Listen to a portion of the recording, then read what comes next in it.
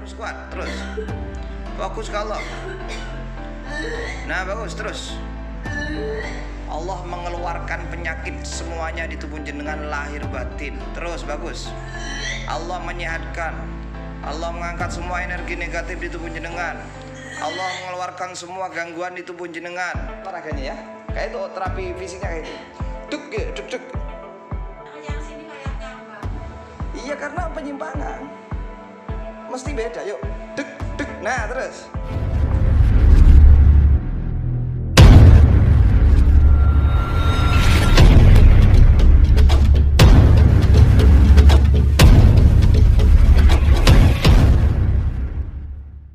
Assalamualaikum warahmatullahi wabarakatuh. Alhamdulillahirabbil alamin. Allahumma shalli ala sayyidina Muhammad wa ala alihi washabihi ajmain, amma ba'du. Saudara-saudaraku dimanapun berada, alhamdulillah saya bisa mengisi konten saat ini. Semoga bermanfaat. Dan sebagaimana biasanya sebelum saya memulai, maka saya selalu berharap semoga sahabat-sahabat selalu dikasih atau dianugerahi oleh Allah Subhanahu wa taala dengan kesehatan dan kebahagiaan yang sesempurna mungkin lahir batin. Amin ya rabbal alamin. Kali ini saya ingin berbagi tentang seputar kesehatan ya, atau kesembuhan. Hari ini ada pasien yang lumayan mungkin bisa menjadi bermanfaat bagi sahabat-sahabat semua, yang perlu saya sharing di konten saat ini, yakni masalah asam lambung. Masalah asam lambung ini khususnya di Rumah Kesembuhan Khalifah adalah kasus penyakit yang nomor 3 paling banyak yang ditemukan di Rumah Kesembuhan Khalifah. Yang pertama itu adalah stroke. Jadi yang paling banyak di sini orang stroke, masalah stroke atau saraf kejepit. Kemudian yang kedua masalah jantung koroner. Kemudian ketiga masalah asam lambung. Asam lambung itu termasuk sesak atau GERD apa itu istilahnya. Saya memang nggak hafal istilah penyakit. Oke sahabat-sahabatku, sebagaimana biasa di Rumah Kesembuhan Khalifah, kalau menangani kasus penyakit itu seorang rekan pasien datang, ditanya-tanya dulu tentang gejala-gejala penyakitnya ya. Dan terapinya di sini di RK Khalifah itu utuh, jadi lahir batin. Walaupun orangnya tidak mengeluh tentang, tidak terkait sama sekali tentang non medis semuanya, mistik atau klinik, tetap di sini dicek. Jadi semuanya dicek, lahir batinnya dicek. Walaupun nyata-nyata stroke itu tetap dicek. Masalah batiniahnya, masalah non fisiknya. Karena banyak kasus penyakit yang wujudnya gejalanya fisik, tapi sebetulnya disebabkan oleh non fisik atau semacam santet. Atau penyakit fisik sebabnya karena psikis. Jadi semuanya dilalui. Pakai terapi fisikal, juga non fisikal, juga psikisnya juga dilihat. Dan itu ada masing-masing teknik. Kalau yang non fisikal atau non medis semacam klinik ya, mistik, santet, sihir, pelet, itu pakai ruqyah, pakai cara-cara batiniyah, ruqyah lah bahasa gamblangnya itu ruqyah, ilmu-ilmu batiniyah. Nah, tentunya di sini yang dipakai adalah syariah, yang syarak, yang sesuai dengan ajaran Islam. Kemudian yang kedua, kalau mengenai fisikal kayak semacam stroke, asam lambung, terus jantung dan sejenisnya, itu pakai metode PAZ. Sudah ada semua PAZ, pengobatan akhir zaman Al-Kasaw. Kalau ingin paham tentang PAZ, klik aja pazindonesia.com gitu aja. Ada itu, YouTube-nya banyak. Jadi menyikapi penyakit dari utuh, dari posisi tulang. Nah, itu. Kemudian masalah psikis, maka di sini juga pakai hipnoterapi, hipnotis dalam bahasa stereotip negatifnya itu kan hipnotis. Hipnotis kan cenderung ke negatif, tapi di sini tidak. Maksudnya dipandang selama ini kebanyakan oleh orang-orang terhipnotis ya, kayak seakan terkesan negatif. Tapi kalau di Rumah Kesembuhan Khalifah itu hipnotis itu dipakai terapi pengobatan atau hipnoterapi atau bahkan gendam. Ada yang orang tidak bisa hipnotis lalu ke tingkat gendam. Tapi di sini gendam terapi, bukan gendam untuk yang aneh-aneh itu. Khusus saat ini tadi ada pasien sahabatku tentang asam lambung. Asam lambung ini menempati rating ketiga terbanyak di yang ada di Rumah Kesembuhan Khalifah. Kasus penyakit yang paling banyak, nomor 3 setelah stroke dan masalah jantung tadi. Asam lambung ini saya sering disinggung sama saya di konten-konten sebelumnya. Asam lambung ini terkait dengan apa ya? Orang itu seakan-akan tidak sakit karena tidak sampai bed rest. Karena asam lambung ini tidak setiap hari datang. Pada masa-masa tertentu datang atau kambuh datang. Dan gejalanya adalah perut terasa ini ya. Mungkin ada yang pernah mengalami. Ini menjadi gambaran juga bagi sahabat-sahabat yang belum mengalami ya. Ini menjadi gambaran yang sedang mengalami, mungkin ini menjadi terapinya. Terapinya paling tidak terapi edukasi psikisnya gitu, mendengarkan konten saya ini. Semoga bermanfaat. Begini. Asam lambung itu gejalanya biasanya perutnya kayak kembung, keras gitu ya. Itu. Karena asam lambung itu, saya mohon maaf di sini saya tidak bicara sisi medis ya. Di sini saya bicara dari kacamata pengalaman pribadi, yaitu alternatif, dan alternatifnya pengalaman saya. Pengalaman pengobatan di Rumah Kesembuhan Khalifah yang sudah dialami, eksperimen ya, bukan teori, eksperimen yang ditemukan dari pengalaman lalu menjadi pemahaman seperti ini. Asam lambung itu yang saya temukan selama ini adalah gejalanya biasanya perutnya kembung, apa kayak penuh gitu. Walaupun tidak makan kayak penuh, sehingga kayak napas itu sulit ya, namanya kayak penuh ya, sehingga mempengaruhi diafragma, gerakan bagian dada, sehingga nafas juga agak berat. Nah, asam lambung itu saya pandang kayak semacam gas gitu ya, mungkin ya. Secara medis enggak, bukan ini dari sisi medis ya, bukan. Ya anggap seperti itu, saya kayak semacam angin ya, saya sebut gas ya. Itu dia ketika keluar lalu terasa kembung, memenuhi perut. Perutnya penuh, lalu berkembang menerobos ke bagian dada. Bagian dada. Ya. Dada itu semakin lama asam lambungnya memenuhi dada, lalu dada otomatis mempengaruhi ke pernapasan. Nah, dada terasa sempit karena pengaruh dengan gas lambung, asam lambung. Disitulah kemudian timbul sesak efeknya. Sesak, maunya dada kayak penuh. Terus itu yang terjadi pada kasus asam lambung. Terus sembuh, kapan-kapan lagi penyakit lagi sejenis seperti itu ya, sesak, perut penuh. Terus terjadi seperti itu, kambuh-kambuh seperti itu, maka kebiasaan asam lambung memenuhi perut, seluruh isi perut, bukan hanya lambung ya. Kemudian seluruh rongga perut artinya. Kemudian sampai ke tingkat ke dada, memenuhi dada. Kebiasaan seperti itu siap-siap sampai lama, sering kambuh seperti itu, maka nanti menerobos ke atas terus, ke atas. Ke atas akhirnya efeknya apa? Kayak ketika asam lambung itu naik ke atas, kambuh, maka leher itu kalau sudah sampai di leher efeknya seperti sakit, cekit-cekit, dan tidak enak makan. Kayak ada pengap-pengap gimana, nggak enak. Pokoknya antara sakit, cekit-cekit, dan pengap-pengap nggak enak gitu loh. Rasa itu nggak enak, sehingga tidak nafsu makan. Itu biasanya juga sembuh dengan sendirinya, sudah sembuh gitu. Kambuh lagi, kapan lagi, terus begitu. Nah, sering-sering kambuh, kemudian bisa-bisa semakin lama, entah dalam satu saat atau beberapa saat karena sering kambuh, lama-lama menerobos ke kepala.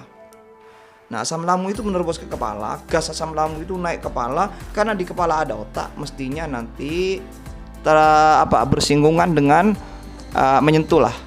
menyentuh ke saraf-saraf otak. Nah, inilah kemudian efeknya itu selain fisikal, sakit kepala, cunut-cunut, kayak gimana lah pokoknya masalah kepala. Karena tadi asam lambung menerobos ke saraf-saraf di sekitar otak. Asam itu kan fisikal ya, dari lambung itu menerobos ke saraf-saraf otak kepala. Kepala kan banyak saraf-saraf otak. akhirnya selain secara dampak fisikal, sakit atau pusing, sering pusing, itu dampaknya juga mempengaruhi kepada psikis, pemikiran, psikis sudah ya. Kalau sudah pemikiran, kepada psikis. Apa dampaknya secara psikis? Itu ketakutan, terus gampang mangkel, emosional. Pokoknya psikis itu nggak terarah, karakternya sendiri itu nggak dimengerti. Tapi biasanya notabene pengaruh ke psikisnya bisa ketakutan sendiri. Bahkan ada sedikit bunyi keras ketakutan, pas asam lambungnya naik ke situ. Karena sarafnya sedang tersentuh itu, terganggu itu. Yang paling nampak biasanya secara psikis pengaruhnya ketakutan. Ada orang mati siaran ketakutan dia. Nah, itu biasanya awalnya ketika saat asam lambung saja naik ke atas. Tapi sering kambuh seperti itu, walaupun sudah asamnya tidak naik, ketakutan kebiasaan itu terjadi karena sudah mempengaruhi psikis. Psikis karena kebiasaan psikis, ya sudah. Walaupun asam lambungnya nggak naik, kalau sudah pengaruh ke psikis, ya tetap. Biasanya kadang-kadang apa yang ditakuti ketika asam lambung naik itu terjadi walaupun asam lambung tidak naik lagi. Pas saat tidak naik lagi karena kebiasaan psikis tadi. Ada orang mati pas tenang-tenangnya, walaupun asam lambungnya sedang tidak naik ke otak, saraf otak tadi, tapi ada siaran orang mati, dia kaget dengan sendirinya. Nah itu karena kebiasaan sudah. Nah itu dampak dari asam lambung. Jadi ketika sudah mengenai saraf otak ke saraf-saraf kepala, itu orang banyak yang nyangka itu kena santet. Kebanyakan seperti itu. Sehingga dicarikan dukun, nyari dukun-dukun. Masalah klinik lah, alternatif klinik. Ya tidak nyambung karena itu masalah psikis. Masalah murni efek dari gejala asam lambung yang itu adalah fisikal dari lambung itu, bukan murni psikis atau diserang jin, bukan diserang atau gejala dari eksternal dari tubuh semacam jin atau kemasukan energi negatif, bukan. Itu murni dari gejala fisikal asam lambung di lambung itu yang sampai naik ke rongga kepala, kemudian di rongga kepala karena ada saraf-saraf otak sehingga mempengaruhi ke pola pemikiran atau sistem pemikiran atau psikis itu. Jadi murni bukan gangguan sihir, murni tapi fisikal, dampak dari fisikal. Maka dari itu sahabat-sahabatku, ketika kita sudah tahu gambarannya seperti itu. Nah ini tadi gambaran gejalanya ya, gejala dampak dari asam lambung itu seperti itu. Mungkin sahabat-sahabat sudah mengalami. Nah sekarang kita akan bertanya, bagaimana solusinya? Nah solusinya yang dialami selama ini ya, sebabnya asam lambung naik itu harus dicari. Sumbernya kan gara-gara asam lambung. Nah sekarang yang kita cari, sebabnya asam lambung itu naik itu kenapa? Orang lain yang tidak asam lambungnya masalah, tidak naik, kan semuanya ada asam lambung, tapi tidak liar begitu asam lambungnya, tidak tiba-tiba keluar memenuhi perut, enggak, normal-normal saja. Yang dicari sekarang ingin mengetahui solusinya bagaimana untuk meredam asam lambung itu. Tidak liar seperti itu, tidak sampai ke kepala bahkan, tidak menjadi dampak penyakit. Itu harus dicari sebab asam lambung liar, keluar liar ya. Itu kenapa? Nah, apa? Nah itu ada beberapa banyak. Satu biasanya fisik, ada penyimpangan di situ. Kalau teori PAC itu apa? Ada penyimpangan tulang pinggul ya, disposisi tulang-tulang, terutama tulang pinggul, tulang ekor ini. Di situ ada disposisi sedikit sehingga mempengaruhi posisi urat-urat atau organ-organ yang ada di sekitar perut, termasuk lambung.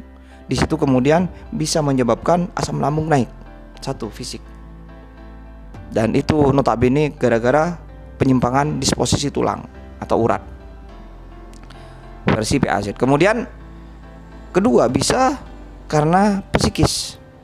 Efeknya juga bisa psikis, tapi sebabnya juga psikis. Apa? Marah, emosional, selalu tegang, beban kehidupan.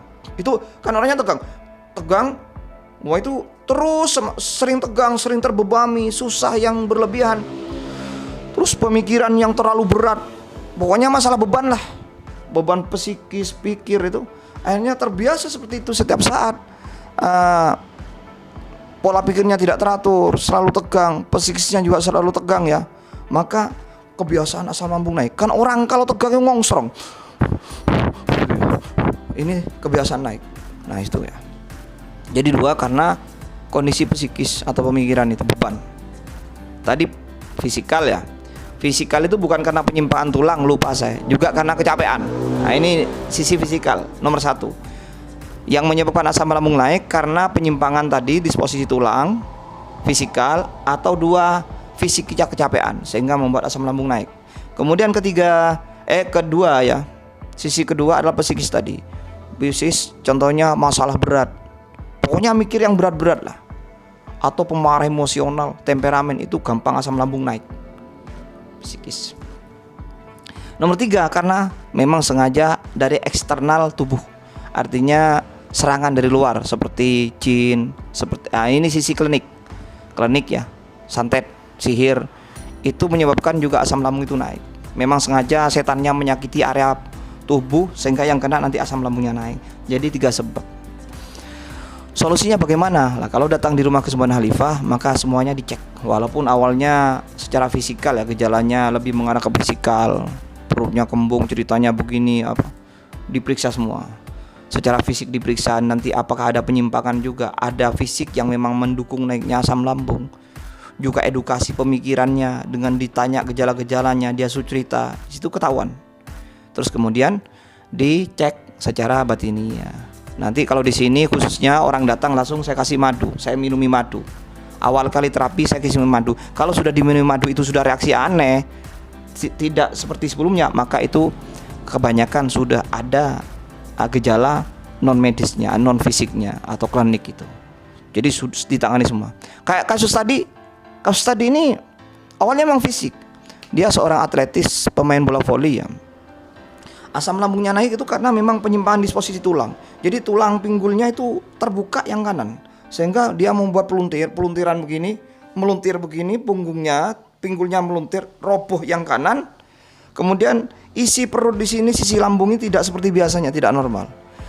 Sampai tali pusarnya itu ke kiri, jadi bengkak di sini, dan itu sudah tahunan. Sampai tahunan itu tadi. Lah itu menyebabkan sudah setahun ini asam lambungnya naik.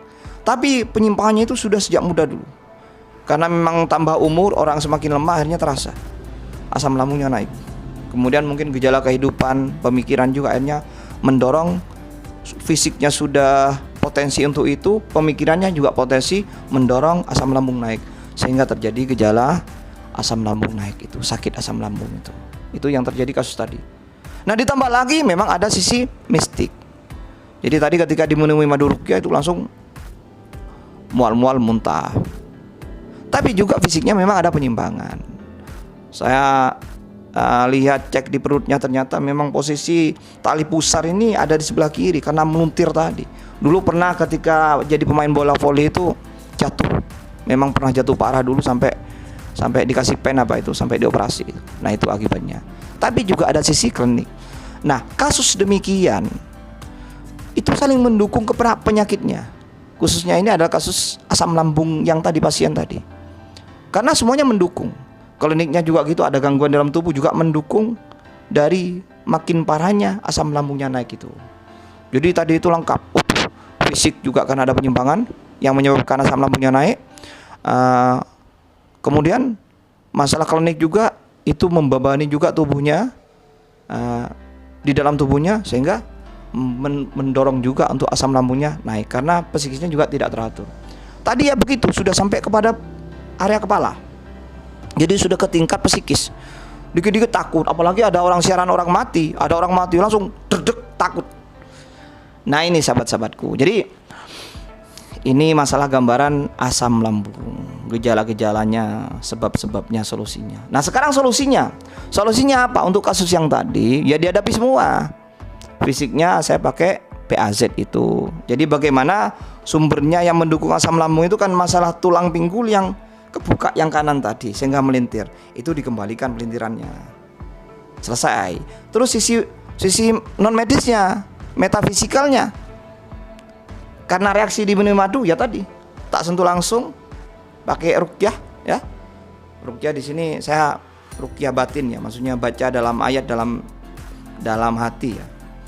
Itu dia muntah. Nah ini ada sekilas videonya nanti, ada sekilas tak contohkan, dia muntah. Ya itu sudah ditangani dengan ruqyah itu.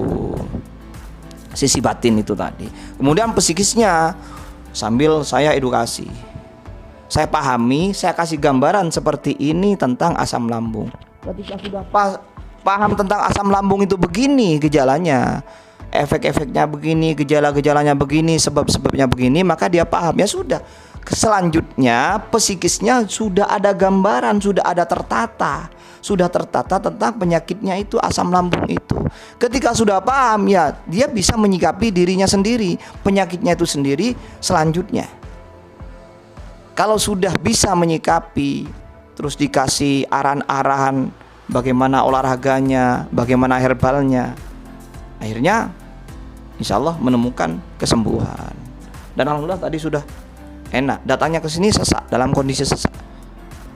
Nah, seperti itu sahabat-sahabatku. Jadi demikian ya, ini sekilas saya berbagi, semoga bermanfaat khususnya bagi sahabat-sahabat yang mengalami sakit asam lambung atau GERD atau sesak. Itu sama, sesak itu. Seperti itu. Jadi sekilas saya rekam tadi karena saya sungkan tidak lama-lama, perwakilan saja. Di situ ada dialog sebentar sambil edukasi, sambil saya nerapi sekilas. Demikian, semoga bermanfaat sahabat-sahabatku. Mohon maaf atas segala kekurangannya. Tidak lupa juga semoga sahabat-sahabat selalu dalam keadaan sehat, bahagia, lahir, batin. Bukan hanya sehat lahir, tapi juga batin. Bukan hanya sehat, tapi juga bahagia, lahir, batin. Demikian. Allahumma shalli ala sayyidina Muhammad wa ala alihi washabihi ajmain. Assalamualaikum warahmatullahi wabarakatuh. Hidung, taruh ke perut, batin bilang sehat, keluar penyakit. Pegang tangannya, pegang perutnya tadi. Nah, keluarkan. Nah, terus lagi. Taruh di perut, seakan-akan di sakitnya Allah mengeluarkan itu, batin. Kalau muntah-muntahkan terus. Oke, relax. Terus pegang terus gak apa-apa. Oke, batin. Oke, sehat, keluar penyakit. Nah, kalau mau muntah-muntahkan. Oke. Terus tahan di perut tadi yang sakit sambil batin sehat, sembuh. Allah menyembuhkan. Nah, terus muntahkan. Nah, itu keluar. Nah, itu. Muntahkan terus. Bagus, pegang penyakitnya, bagus. Allah mengeluarkan penyakitnya. Allah menyembuhkan jenengan. Allah mengeluarkan penyakitnya, terus. Allah mengeluarkan penyakit jenengan, Bu. Jenengan sehat, sembuh terus. Jenengan sehat, sembuh, terus keluarkan penyakitnya, batin terus. Keluarkan batinnya pada Allah. Allah menyembuhkan. Allah menyehatkan. Allah menyembuhkan. Allah mengeluarkan semua penyakitnya itu zahir batin. Zahir wa batin, terus. Bagus, batinnya kan harus kuat, terus. Fokus ke Allah. Nah, bagus, terus. Allah mengeluarkan penyakit semuanya di tubuh jenengan lahir batin. Terus, bagus. Allah menyehatkan. Allah mengangkat semua energi negatif di tubuh jenengan. Allah mengeluarkan semua gangguan di tubuh jenengan. Allah mengangkat semua gangguan energi negatif dari tubuh jenengan. Nah, minumi madu ruqyah tadi. Madu.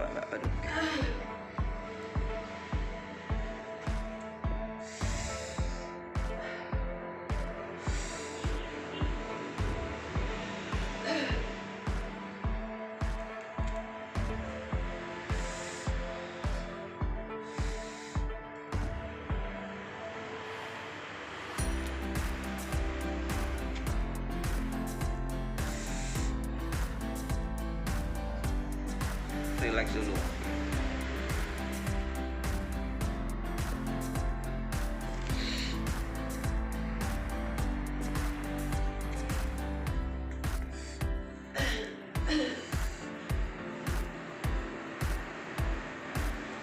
Itu setahun lebih orangnya, Bu.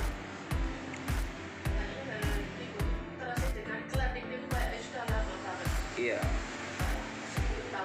Wih. Soalnya sampai mendarah daging kayak ini, yang mentol di perutnya itu lama, itu mendarah daging. Itu yang biasanya di pusarnya itu pindah ke kiri. Lah, karena umur semakin tambah, otomatis kan nggak sekuat dulu dengan waktu muda. Hanya itu kerasa belakang. Pas pengobatannya belum pas, belum ketemu jodohnya itu. Belum tersentuh itunya. Campuran jenengan itu. Sudah dulu awalnya karena efek waktu mungkin bola apa?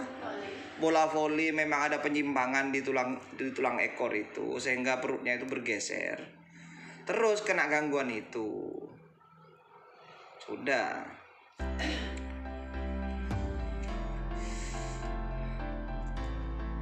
Tulang pinggulnya yang kanan kebuka. Lihat dari kaki tadi, miring, jatuh kakinya. Asam lambungnya naik. Sambil diganggu itu, ya sudah. Semuanya harus ditangani. Jadi lahir batinnya ditangani, fisiknya juga ditangani karena memang ada penyimpangan fisik. Tapi juga ada gangguan itu. Sudah jadi penyakit. Termasuk kuat jenengan, Bu.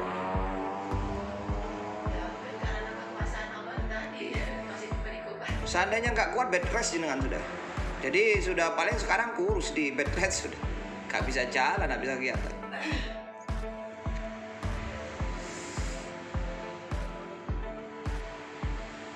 Itu.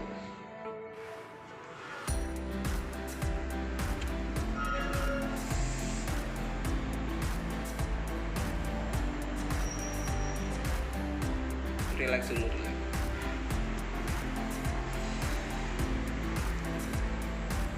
Soalnya kalau dipaksa digeser malah bahaya, soalnya sudah lama. Dikit-dikit, relax dulu. Biar uratnya enggak tegang.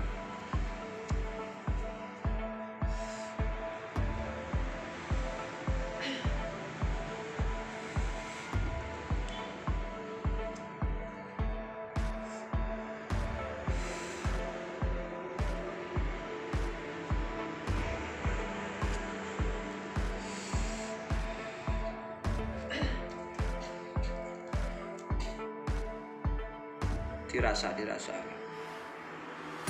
Nah, digerakkan gitu. Nanti ringan itu Bu, enak. Biasanya gitu itu ikut darah Bu, biasanya muntah Bu. Ikut darah biasanya. Ada darahnya biasanya muntahnya kalau gitu itu. Yang kemarin itu pernah kayak terapi. Hah? Terapi di Superbetul. Kayak di apa namanya ya? Kayak Di ruqyah. bukan. Di terapi cuma apa ya itu yang keluar dari mulut tuh. Oh, Apa itu namanya? gurah. Gurah. Itu nggak keluar darah itu. Iya. Di hidung nggak keluar, di mulut juga. Sekarang muntahnya nggak ada darahnya, nggak ada ya? Nggak ada. Belum lama terapi. Oh. Siapa nggak tahu orang sana. Kok bilang gurah? Karena kepalanya nggak enak tak? Kok pas ke gurahnya? Bukan nggak enak kan yang sakit perut. Iya, enggak kok pas gurah. Iya ada, memang ada gurahnya di situ. Oh, pas gurah sekalian.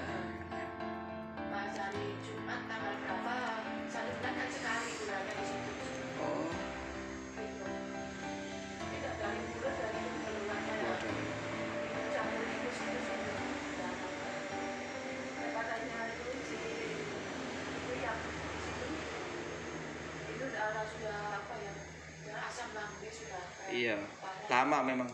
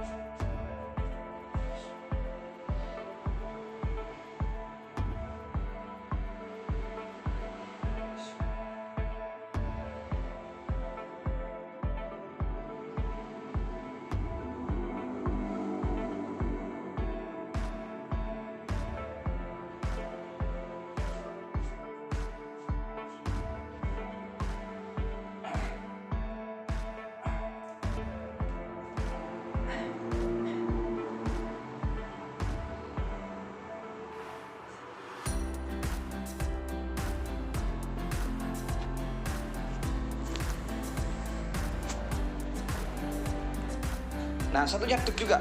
Deg. Nah, terus. Deg, deg. Nah, balik. Langsung kayak gitu. Deg, deg. Nah. Deg, deg. Nah, satunya deg juga. Deg, deg. Nah, terus. Berarti yang kiri kurang ada. Nah, iya karena ada penyimpangan, ndak enak. Lagi. Makanya kayak itu olahraganya ya. Kayak itu terapi fisiknya kayak itu. Deg, deg, deg. Yang sini kayak ngambang. Iya karena penyimpangan. Mesti beda, yuk. Deg, deg. Nah, terus. Nah, walaupun tak jauh-jauh nggak apa-apa. Pokoknya deg. Nah, terus. Nah, balik. Jadi itu harus dilatih. Deg, deg. Nah. Deg, deg. Terus. Bagus. Nah, sip. Jadi dengan begitu, pernapasannya diatur. Nah, duduk. Itu nanti jenengan nggak usah pijet. Kalau begitu sering-sering gitu, nggak usah pijet, nanti balik sendiri tuh.